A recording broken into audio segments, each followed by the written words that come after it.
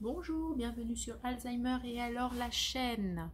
Une chaîne 100% consacrée à la méthode Montessori et à la maladie d'Alzheimer. Pour ceux et celles qui ne me connaissent pas, petite présentation rapide. Je suis Albert Audrey, créatrice de la société d'e-commerce Alzheimer et alors.com, société spécialisée dans les livres facilitateurs qui rétablissent la communication et le coaching aux aidants et aux professionnels qui permettent également de rétablir une bonne communication. Donc, bienvenue. Alors, c'est quoi le sujet du jour? Donc, pour ceux et celles qui nous suivent, je vous remercie déjà, bien sûr. Et donc, on a fait à peu près une dizaine de vidéos de mémoire. Je ne saurais pas vous dire exactement si c'est juste ou pas. Mais on n'a pas parlé d'un sujet totalement primordial sur cette chaîne. Une chaîne complètement consacrée à Montessori et à la maladie d'Alzheimer. Et on n'a jamais parlé, quelle horreur, des bénéfices de cette méthode.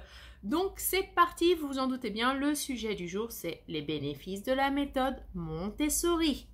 Alors, je vais d'abord vous parler des bénéfices généraux, puis des principes de la méthode Montessori et ensuite de comment vous allez utiliser la méthode Montessori au quotidien. Parti pour les principes généraux. Alors, Montessori, donc c'est une spécialisation qui existe depuis de très nombreuses années, notamment il y a des études qui remontent de 1900 à 1970 au Canada, et donc au Canada notamment et dans d'autres pays d'Europe, notamment l'Allemagne et la Norvège. C'est utilisé déjà depuis les années 1990. Alors il faut savoir qu'en France, la méthode Montessori est actuellement en plein essor. Et donc c'est celle que l'on trouve dans la plupart des EHPAD actuellement. Et pour ceux qui n'ont pas encore cette chance-là, sachez que le personnel soignant est actuellement en formation Montessori. Donc logiquement, tout ira bien. Parlons tout de suite des bénéfices de cette méthode. Alors tout d'abord, moins 12% d'aggravation ou de développement de la maladie d'Alzheimer. Attention, je précise, je ne sors pas des chiffres au hasard, ce sont des chiffres des études, je n'ai fait que les récupérer. En plus donc de ces pourcentages de diminution d'aggravation ou de développement de la maladie, nous avons également une diminution du stress environnemental, une diminution des états dépressifs, une diminution également des déambulations nocturnes et aussi une diminution des comportements inappropriés. C'est pas mal.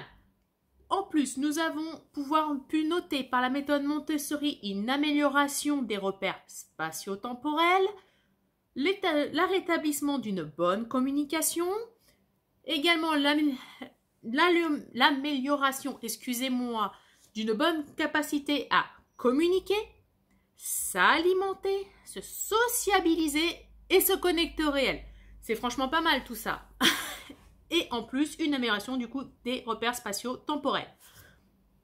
C'est parti, donc du coup, ça repose sur quoi la méthode Montessori?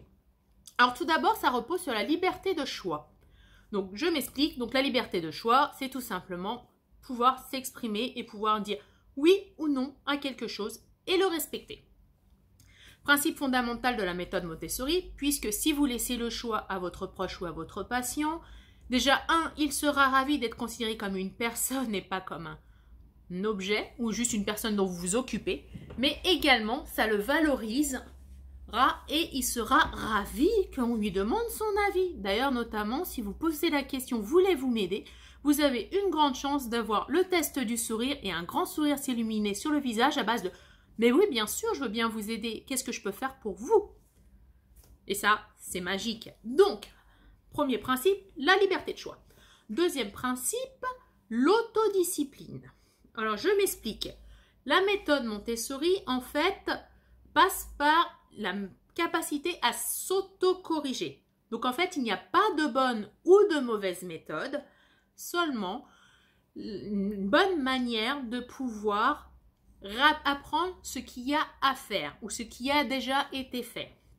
Et cela passe par plusieurs points qu'on va aborder juste après. En plus de ça, donc du coup, faut savoir que la méthode Montessori n'est absolument pas conceptualisée. En fait, la concrétisation du déroulement de l'activité est ce qui permet d'apprendre. Donc ne cherchez pas des concepts, etc. Il n'y en a pas. De plus, ensuite, qu'est-ce qui est dans les principes de base de la méthode Montessori, vous allez avoir aussi l'adaptation de l'environnement. Donc, je m'explique. On va permettre des bonnes conditions d'apprentissage.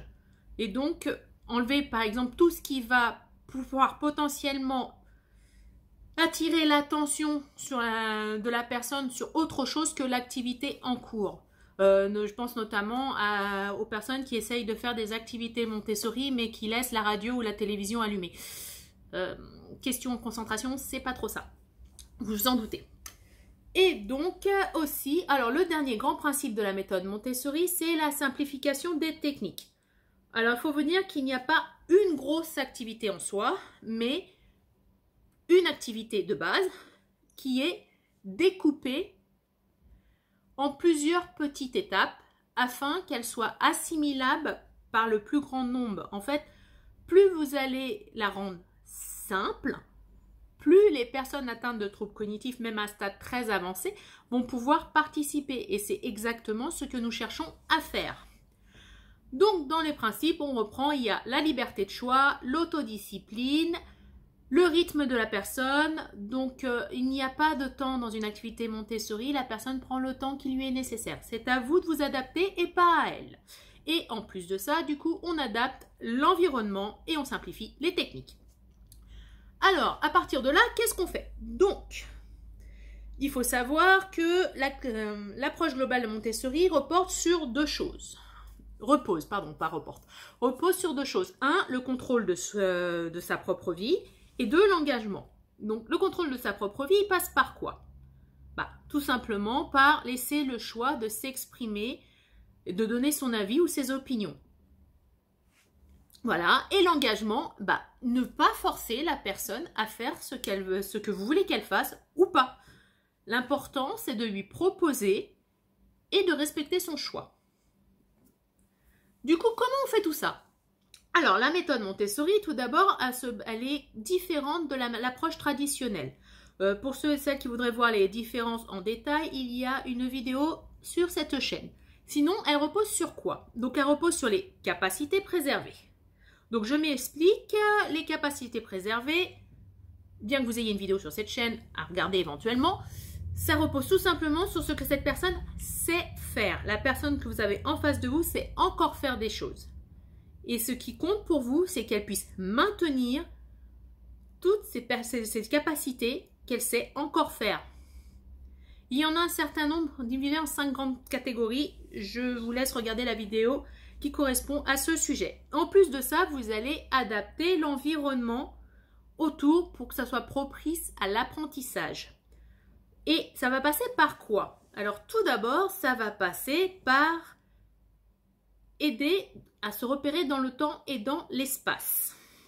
Alors, pour ceux et celles qui voudraient plus de détails, il y a une vidéo sur chacun des sujets sur cette chaîne. Sinon, c'est aussi la plus grosse chose à faire, je vais vous la donner quand même dans cette vidéo, c'est d'utiliser la lecture.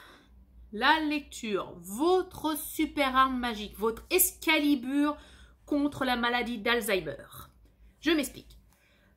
Une personne qui a des problèmes de repère dans le temps et dans l'espace, vous pouvez l'aider grâce à la lecture, sachant que dans la maladie d'Alzheimer, la lecture est une capacité qui reste extrêmement longtemps, y compris quand la personne est persuadée qu'elle ne sait plus lire. J'ai déjà fait le test et croyez-moi, quand vous avez une feuille A4 avec un mot dessus et qu'elle vous dit « mais laissez-moi tranquille, je ne peux pas lire ce mot » alors qu'elle vient de vous dire le mot en face de vous, qu'elle l'a lu sur cette feuille, elle vous prend pour une magicienne. Mais ce n'est pas le cas, mais ça donne ça.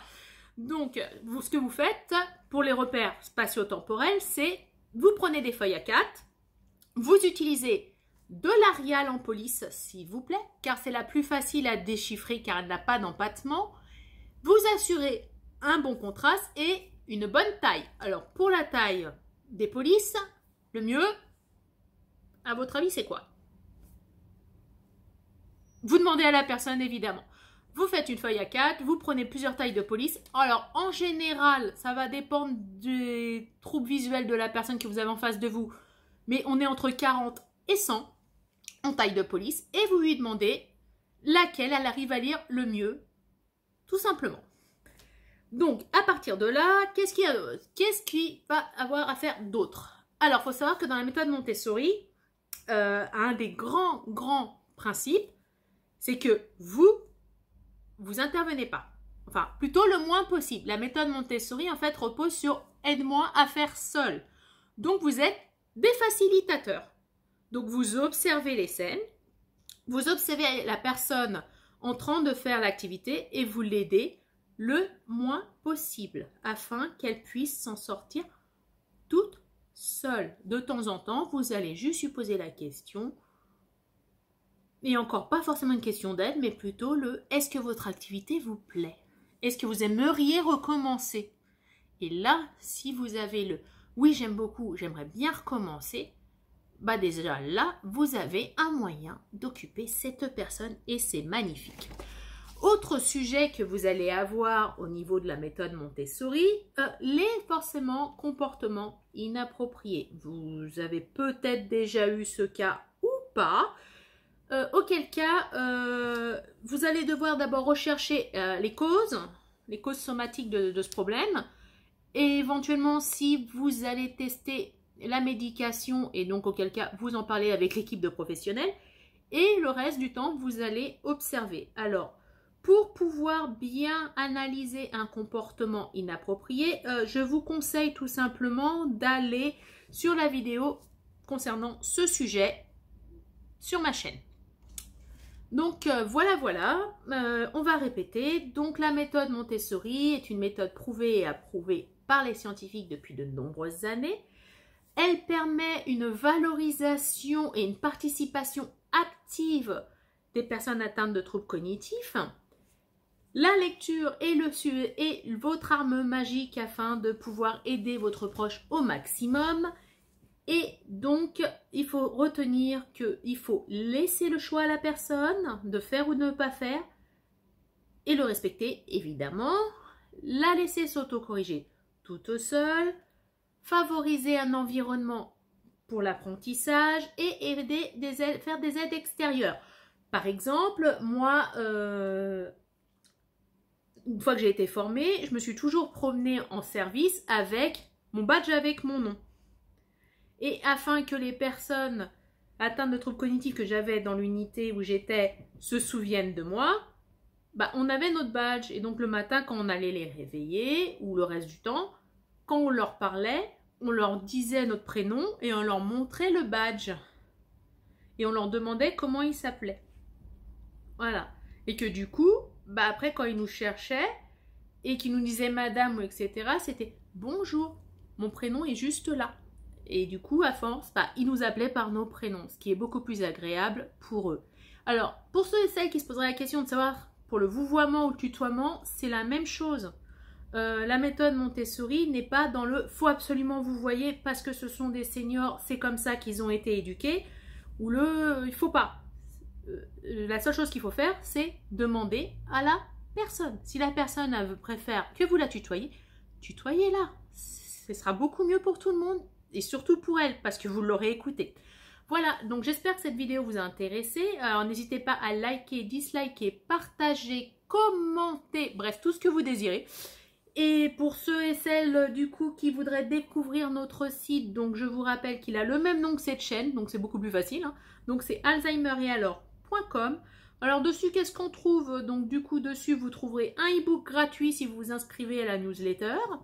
Vous aurez également une séance de coaching offerte et qui est tenue par moi-même justement. Vous avez juste à prendre une place dans l'agenda. Vous avez également des livres de facilitateurs de communication. Donc actuellement, ils sont au nombre de 6. Un blog avec plein d'articles. J'en fais un par semaine sur les sujets, bien sûr, qui concernent la maladie d'Alzheimer, évidemment. Et également plein d'autres choses. Donc je vous laisse découvrir tout ça si ça vous intéresse. Et on se dit au revoir et on se voit dans une prochaine vidéo.